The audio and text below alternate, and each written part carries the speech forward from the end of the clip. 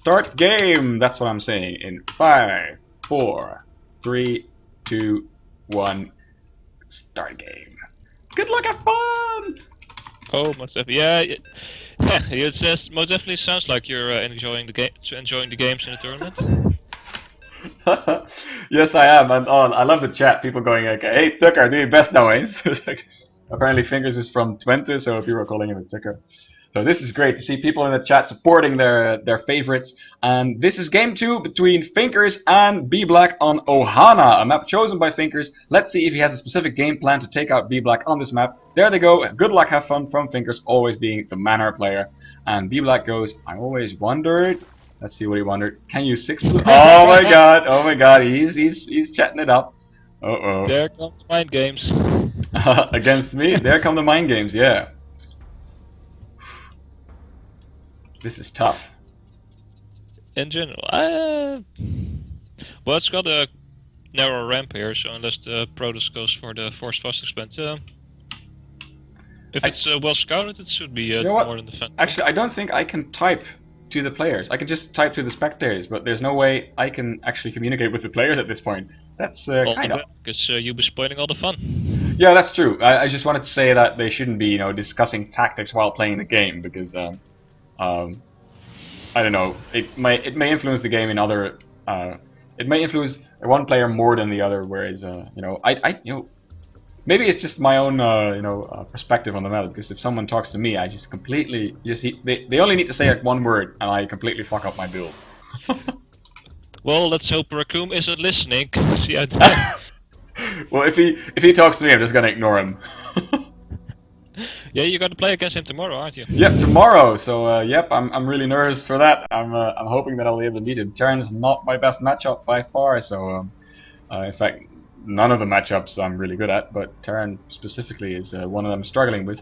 Bblack is going for an early expansion here, even before gas and pool. So that's a quick one indeed. So he's not going 6 pool at all, but of course Finkers is scouting this, so there's no way that he's gonna be fearing for his life anytime soon. There goes the pool before gas, so there's not going to be speedlings out very fast. And yes, Finkers in response throws down his early expansion as well.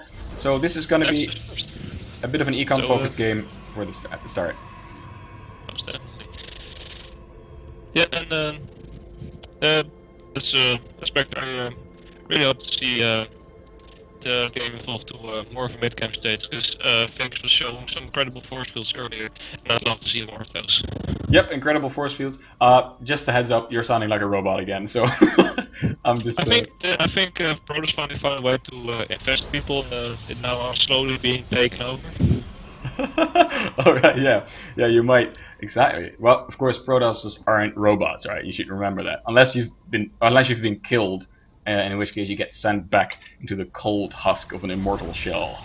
But I don't think you're an immortal. I wouldn't mind, because then you could just thanks to fire, you're just like, I don't care. I'm sorry, man. You're really robot-y right now. It's hard to understand what you're saying. I think we should try like in a minute or two. You'll probably be cleared up by then. So far we're seeing just exactly the same thing from Finkers as last game. A fast expand with a very late cannon. And now he's throwing out a cybernetics core. He's created a little bit of choke where a probe can get out. What happens to me quite often is that I make a choke for oh right, okay, Draco's gonna restart Skype. That's great. He's gonna make a choke point to block off with one zealot. And what happens to me quite often is that I make the choke so small that stalkers cannot fit through it, so they have to destroy one of my buildings to get out later in the game. I think though that Finkers has got this covered. He won't have that problem. And Bblack's going for a very quick third base, working on some overlords, now getting Zergling speed, so that was quite late indeed. He has 2 drones on gas, wondering if this is for a specific timing, that he says, well, this is just going to be my counter. I put 2 drones in there, and when it reaches a specific level, I'm just going to go for whatever, a lair or a baneling nest or whatever he wants to do with it. Bblack has an Overlord sitting up there, which cannot be scouted by Finkers at the moment. And I'm going to check real soon in Skype to see if Draco is calling me back. So I'm going to go Alt-Tab. There might be a bit of lag in the stream later on. There we go. No, he's not calling me at the moment. Yeah, there we are. Hiya, Draco, you're back. Yes, let's hope I'm actually finally auditable again. Yes, you are, and I remembered to alt tab to Skype, and I got there right as you called me, so that was great because at first I wouldn't have heard you because I was on busy. I But was waiting for you, man. technical problems behind us. We can understand each other now. Here comes the robo facility from Finkers, so that's not what we saw last game, because he didn't have the chance to get this far. So let's see what his game plan is if he gets on 2 bases. He's walled himself off, he's nice and comfortable and safe for the moment. How much does he know from what Bblack is doing? He doesn't know about Bblack's third. Yeah, all he sees is just that he's working on his expansion. But of course, he has his third up. He now has an evolution chamber up as well. Zergling speed done. He's still mining from only 1 geyser. So he's just content at joining up. Now he's producing some Zerglings, by the way, while continuing to join up. So he wants to get some map control, get out there, and he still has his Overlord scouting the front, so he knows exactly what Finkers has. And he also sees the robotics facility. Actually, Finkers does spot this Overlord every time that a probe moves by.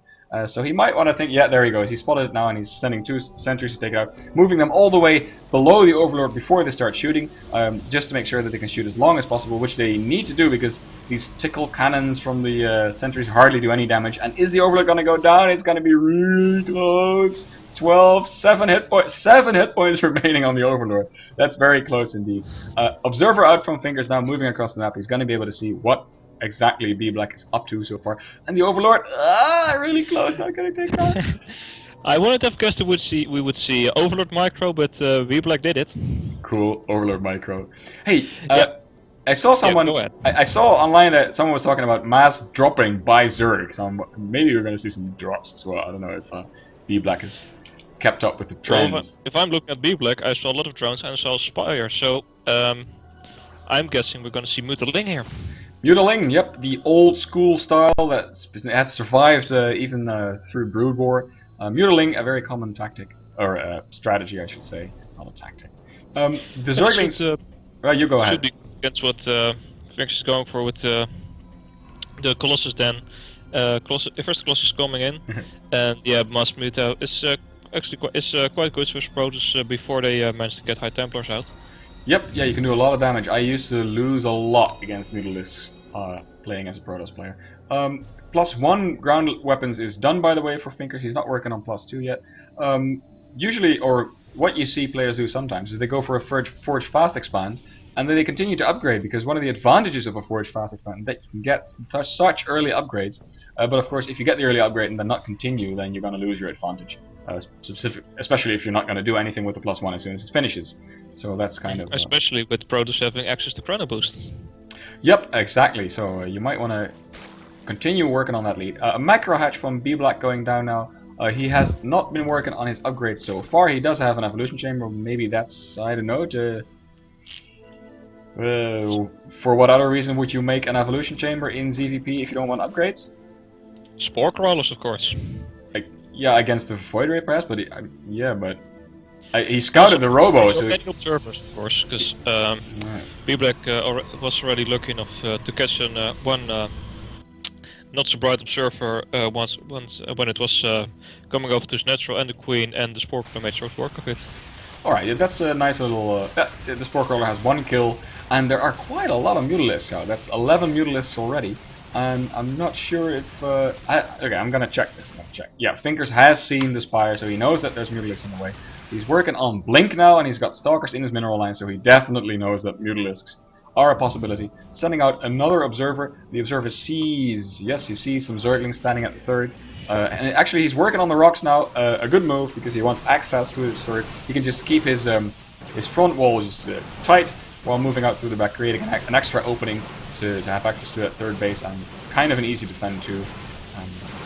But of course, he has to kind of get a move on, because Bblack is working on... he has his third base for quite a while, and if you look at the units tab, it's 60 drones against 56 probes, so that's kind of even.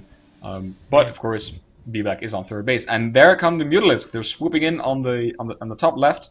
They're gonna get spotted by a pylon right away. There are some Stalkers and a cannon, but yeah, I think it's going to be enough to ward off these Mutalisks. Yeah, they don't want to fight this clump of Stalkers. Look at the production tab. Blink is ready, so Finkers could blink under these Mutas, but he doesn't do it. No, he doesn't do it. He did have Blink, right? Yeah, he did. But I saw something else, and there was 30 more links coming, and also 6 more Mutalisks. So I think Bblack started to gear up for a big push. Because if you look at what Bblack has here at the third, it's actually not that much. And I actually would say that Bblack would stand quite a good chance in a straight up fight versus what Finkers has at the moment. 20 Mutalisks and 89 Zerglings, that's quite a lot, and Finkers is now expanding to his third, so if Bblack attacks now, he has the advantage of Finkers having invested some minerals in this expansion and not having any money in return yet. He's working on a wall off though, very clever, to just throw down some buildings that restrict the entrance for the Zerg. I'm not sure if he made a tight wall off there. I think on the right side of that gateway there's some room left for Zerglings to fit through, but I'm not sure though. But wall off nearly complete. The Mutasks are gathering in the back of the third. There's no probes, sniper or anything, but he might get There some. come the Zerglings, they're going for the wall. Yep, Zerglings going for the wall, but the wall is tight. There's a Zealot there, he will hold for a while, but there's some Stalkers here fighting with the Mutasks. There's not really, but there's so many Mutasks that they might even take out the Stalkers, and the Lings have broken in through the front. They're attacking the cannon. Finkers is in panic mode. The Colossus is getting surrounded by Zerglings.